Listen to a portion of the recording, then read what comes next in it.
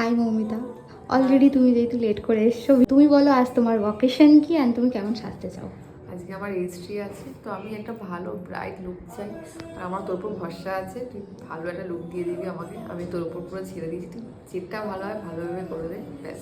একটু glowy look চাইছিস, Yes. Matte look, glowy look Glowy চাইছিস look তো? চাইছি। আচ্ছা, আইসটা যেহেতু একটু ছোটো ছোটোর মধ্যে হুডিড রয়েছে। তোর যেটা ভালো হয়, কালারফুল যদি ভালো হয় তাহলে কালারফুল করে দিবি, আমার কোনো প্রবলেম নেই। আচ্ছা ঠিক আছে।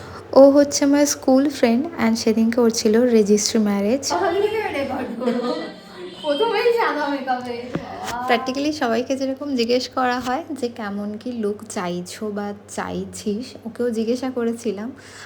ভিডিও রেকর্ডিংটা নিতে পারিনি সেই সময়, মানে ভিডিওটা অফ ছিল। ও আমাকে বলেছিল মুখটা যেন ফর্সা লাগে, ফেয়ার লাগে। আমি বলেছিলাম হাতে স্কিন টোন, মানে একটা স্কিন টোন ব্যালেন্স রেখে করা হয়, সেটার থেকেও বেশি বলছে হ্যাঁ মুখটা আমার যেন সাদা সাদা লাগে। আমি বলছি তাহলে তো ভূত লাগবে দেখতে। তো যাই হোক, ও আমার ওপর পুরোটা ছেড়েছিল। তো আরেকটু বেশি সময় পেলে আরেকটু বেশি ভালো হতো, এটা আমার মনে হয়, কারণ খুবই খুবই শর্ট টাইম আমি পেয়েছিলাম। তো তোমরা জানিও ওকে কেমন লাগছে।